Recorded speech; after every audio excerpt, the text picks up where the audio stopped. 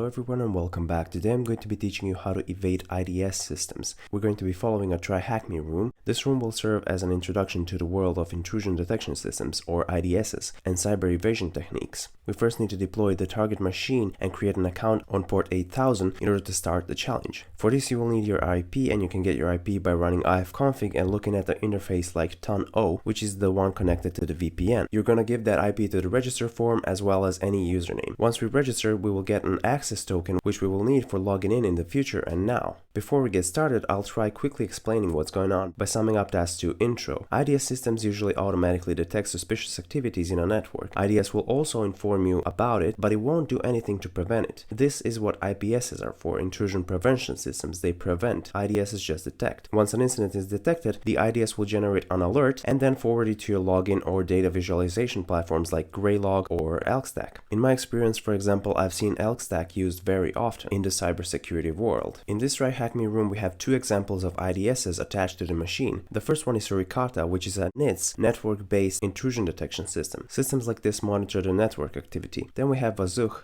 which is a HIDS, a host-based intrusion detection system. It monitors the host activities. Anyway, both of these IDSs implement signature detection methodology. It is also called signature-based methodology. So this is the answer to our first question. As you can see, what IDS detection methodology relies on a rule set, and it is signature-based detection. Let's jump to task 3. So NIDS monitor networks for malicious activity by checking packets for traces of activity associated with malware, CNC activity, scanning, exploitation, data exfiltration, and more. Fun fact is, NIDS are more prone to generate false positive than other IDSs. This is partly due to the amount of traffic that passes through even a small network. So there's a lot of traffic. If you ever ran Wireshark without even manning the middling or something, you can see how much packets are being created. The difficulty of building a rule set that is flexible enough to reliably detect malicious traffic without detecting safe applications can be high. NIDS can be deployed on both sides of the firewall, but mostly, as well as in this scenario, they're inside of the LAN. For this demo, the IPS mode is disabled, so we will only see it as an IDS, so we can run as much attacks as we want, so we're not prevented. We want to see the reaction of the IDS and see how we can evade that. A history of all the alerts generated during this room is available at the IP port 8000/alerts. So this is where you can see all the alerts and their information. On 8000, the platform is hosted, which shows the results of wazuh and suricata. Let's move on to the next question. What widely implemented protocol has an adverse effect on the reliability of the NIDS? If you look at the hint, it says it's in the corner of your browser and it starts with a T. Now, of course, nothing in the corner of our browser starts with T, but we have HTTPS. And as you know, HTTPS uses SSL or TLS. So in our case, it's obviously not SSL if it starts with T, so it's going to be TLS, and that's the answer. So the next question asks us to experiment by running tools at the target and viewing the results in alerts to see what actually gets detected. So we can run the nmap scan with SV to scan versions, and suricata should detect it and pick it up on /alerts.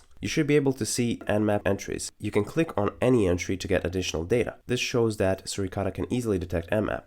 After this, the challenge is talking about the recon and evasion basics in task 4, and I'll shorten the text for you. To make the scan more legit and less intrusive in the eyes of an IDS, we can run the scan with script args, HTTP user agent, to change the user agent to any other user agent, because suricata is detecting that the nmap scan is happening because it can realize through the user agent that it's actually nmap. So when we provide a user agent with script args HTTP user agent Mozilla 5.0, for example, you can use the user agent from your browser. It doesn't really matter. And you can already see that in the alerts, we don't really have the nmap anymore. We have some different entries, and that's really useful for us. So we technically evaded it. So we evaded one of the problems right there. And as far as your user agent goes, don't worry, you can use that one, or you can change it up to be any other browser. IDS will still detect everything, and we want to run more complex scans to make sure that we did our recon decently. So one option is to use the stealth scan. So if you use the stealth scan, usually the more you evade the IDS, the less information you will be able to receive. But for us, stealth scan should be enough right here. As you can see, it seems that suricata also notices that the weird activity is happening when we run a stealth scan. So we still got the open ports from stealth scan on nmap, but we also got noticed by suricata, and the activity is noticed as severe, so it's level 3. But it still didn't detect that we're using nmap though, so that's something. The room creator also mentions that usually targets that are publicly exposed have some sort of rate limitation tools like fail to ban, and often have better security, since if they're popular, they probably face more attacks. But he also mentions that your scans will be less interesting to the IDS analyzer, since other attacks may be running which are bigger than just a recon. So that's also something to consider, even though it's not a huge advantage. So the next question asks us what scale is used to measure alerts severity in suricata. And if we look at the alerts, we can see that it's 1 to 3. And then the next question says how many services is Nmap able to fully recognize when the service scan SV is performed. Since the question specifies fully recognize, the answer is 3, even though we get 4 results. It only recognizes 3 completely. Moving on to the task 5, creator of the room also mentions that Nmap isn't the only one that has evasion options when we're talking about IDS evasion and scanning.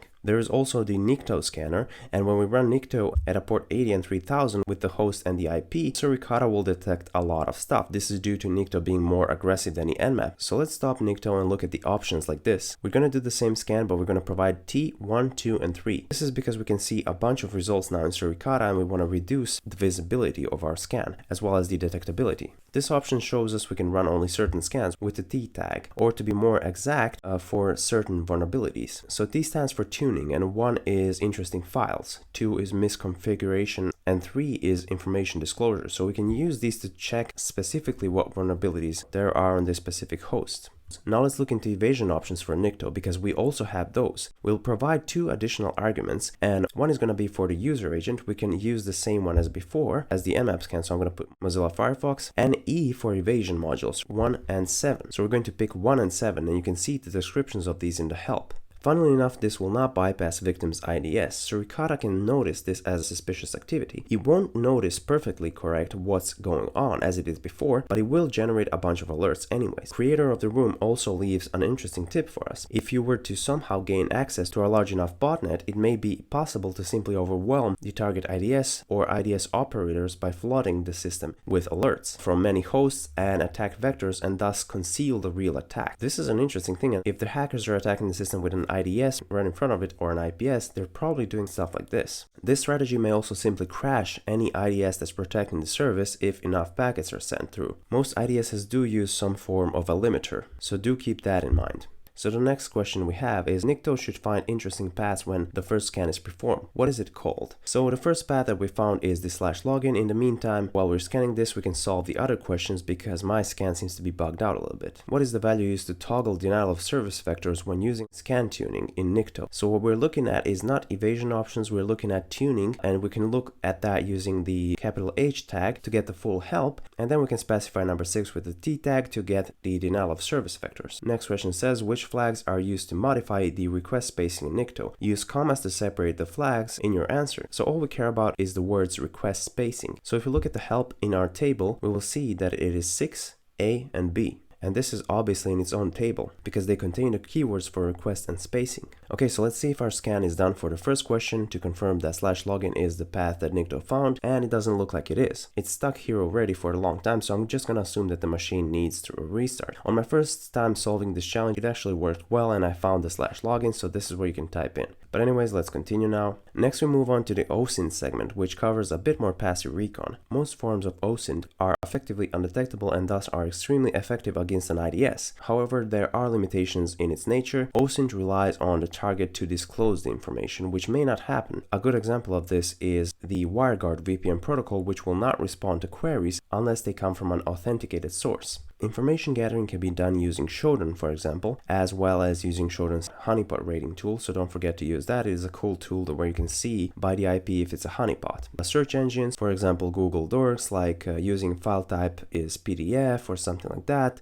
So they're basically Google search parameters, and this goes for a lot of search engines. Most of them have some sort of search parameters. Then also we have Recon NG, which is a specific tool for OSINT, and we have Whois lookup sites, as well as a lot more. Obviously, you can also gather info based on the stuff you see, like in the website example, the source code of the website. There's also similar stuff to this. I just used this example to simplify the situation. So the next question asks us what version of Grafana is the server running. So all we have to do is go to port 3000. It takes us to /login, and we can look at the version, and the version is V825. I'm gonna enter that, and that works. What is the ID of a severe CVE that affects this version of Grafana? So all we have to do is Google it, navigate to CVE details or a similar site like that, Control F and then space and then an 8 to make sure that we just isolate the 8 versions, and then try one of these CVEs that you found. I found a few of them, I think 4 or 5, and then the CVE 2021 43798 works perfectly. So you can also try to read the description of the CVEs because that's going to give you exactly what you're looking for, so you don't really have to try out all 5 CVEs. If this server was publicly available, what site might have information on its services already? So regardless of the challenge, you should already know this answer, and that's Shodan. I should probably make a video on Shodan too. It's a very powerful tool for anyone in cybersecurity. So anyways, let's move on to the next question. How would we search the site example.com for PDF files using advanced Google search tags? So this is really easy since I have been using Google Docs for a long time. So all we have to do is type site example.com, file type PDF, and that's it. So let's continue. Introduction to rule sets mentions that the rule sets of IDSs have to be kept up to date to catch with new exploits. Developing rules is hard, and another problem is the accuracy of the ones that are developed, so this can be a bit of a bother. In this case, we have identified that one of the target's assets is affected by a critical vulnerability. Since it's been a while since this vulnerability was found and exploit developed, we can expect suricata to detect this activity. So let's try running it. Download the exploit and run it. If we run the exploit, we'll see that it actually works with etc password, so we can actually read this file, which is really cool. And then let's see the alerts, and you can notice that we didn't really get detected. Weirdly enough, this IDS didn't really get the most recent updates. If we look at the timestamps of events, we'll notice that it didn't really detect anything. And also, yes, timestamps are different than my time because it is a different time zone. It might be the problem of the machine, maybe I have to restart it, but in any case, let's continue.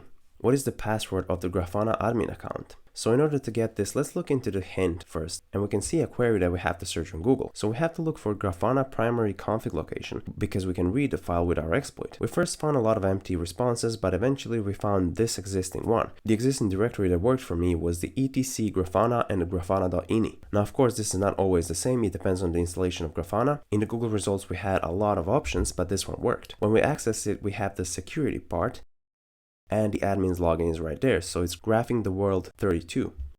Is it possible to gain direct access to the server now that Grafana admin password is known? So I'm gonna go ahead and assume that it's already yes, and that is correct because we have SSH mentioned in the hint. So we can SSH into Grafana admin and use the new password, and since we have the access to the machine, the answer is yes. Are there any of the attached IDS able to detect the attack if the file etc shadow is requested by the exploit? If so, what IDS detects it? If we request the shadow file, suricata IDS will detect it. Now we're moving on to the host-based IDS or HIDs. HIDs require agent installs on every host, so they're harder to install than NIDs. They monitor a bunch of stuff including application logs, system logs, state of file systems, and in the case of Windows OS or stuff like that, registry and similar. This can be hard to manage, but a solution for this is Ansible, the automated deployment mechanism for this problem. The challenge doesn't mention a bunch about this, but you can research it on your own. So let's move on. The difference between NIDs and HIDs is mostly in the type of activity that they can detect, but also HIDs doesn't usually have access to the log of the network traffic. It's more useful for detecting some aggressive stuff, which we'll show soon. So as I mentioned, since suricata is a NIDS, we can conclude wazuh is a HIDS. Wazuh should be able to detect that an insecure SSH connection attempt was made to the server, so we can do an nmap SV scan. It doesn't really seem like it detected anything for SSH for the SV scan, but that's fine, it happens sometimes, just restart the machine. And if we run the nmap script vuln, which will run all the vulnerability scripts, then wazuh will create a bunch of alerts, since it will notice a lot of 400 error codes which are written in a log form from which wazuh reads, as well as obviously we'll notice a lot of other stuff happening. So now let's jump to questions. What category does wazuh place 400 error codes in? So if we look at the alerts, we will easily see that it's the category web. Refresh the machine if this doesn't show. It happened to me once, wazuh didn't start well. Play around with some post-exploitation tools and commands and make note of what activity is detected by wazuh, and we can compare it to the activity that's detected by suricata. Basically, we can just log in and try to privask using limpies. So what I'm going to do is I'm going to start my Python server in my public folder, and in that folder I have the limpies. You can download the limpies to your attacker's PC and then host a Python server to get that using wget to the victim's PC, because it's easier from downloading it from the internet. The reason why is because often machines don't even have internet connection. So anyways, once we've downloaded limpies, you have to chmod it and then run it. And after running it, we can see that the only thing that we're really interested in, and which looks really tasty, is the Docker vulnerabilities. If we take a look at the suggested URL from the vulnerability and navigate to it, we will see that the website is missing. But don't worry, just Google it and you'll find the right result of the same website in this case. Here we'll have clear instructions for privilege escalation under the title Mounted Docker Socket Escape. So we can run the privask command, but before we do, we can see that the original command uses Ubuntu 1804 as an image. Now we don't really have that image, so we're going to have to pick another image by using docker images command to see old images. I'm going to pick the suricata one because that's what worked for me last time, but you can just modify it how you want it. You can pick some other one. and boom, we just pawned the system. We have the root user. Very satisfying. So let's look at the alerts. It looks like suricata generated some alerts, but they seem to be tied to nmap scan, which is kind of odd. At first I felt like that was older, but it doesn't seem like it was. Privesc was done and none of them reacted. Maybe they were supposed to, but something just bugged out. In any case, let's continue with the challenge. The challenge then talks about Privesc techniques and recommends getting limpies. So it's basically telling us how to Privesc, which we already did, so we're gonna skip this part. The only difference I had was in the Privesc command, but it seems to have worked perfectly because we have root user. And if wazuh has generated the alerts for you, if everything is right with the machine, the severity should be level 5.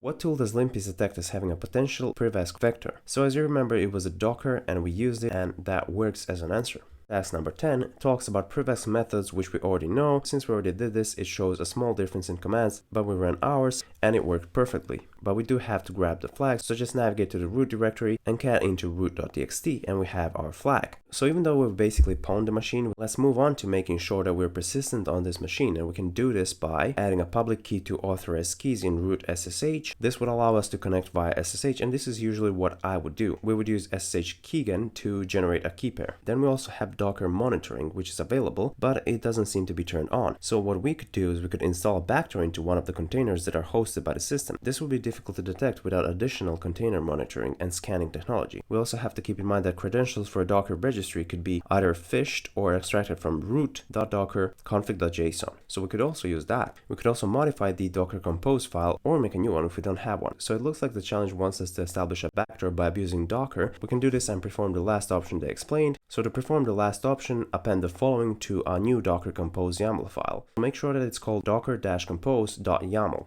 And this has to be placed into root and .docker directory. Also, don't forget to change the IP because the command they provided specifies that you have to add your own IP. This should create a new Docker container using an image that's already available on the system. You should mount the entire host file system on the /mount and spawn a reverse shell with Python. So obviously we also have to listen on port 4242 before we can get the shell. So let's run netcat lvp 4242 and then we can start the new Docker compose on the victim by typing in docker compose up. And as you can see, we have the root shell. If you get the syntax error, it's because you didn't copy it right. If you get the can't find suitable configuration file, it means that you didn't make the file called docker compose YAML, or that the name of the file is a little bit off. So there we go, it works great. Ideally, I wouldn't even abuse Docker, I would just go for the SSH connection because I prefer SSH, I think it's just more stable and everything. But this is also a cool way. And at the end of the challenge, there's a conclusion that also thanks us for playing. And that's basically it. Hacking this machine was very fun and we learned a lot of stuff about IDSs and how they work. So that's it, thank you so much for watching and have a nice day.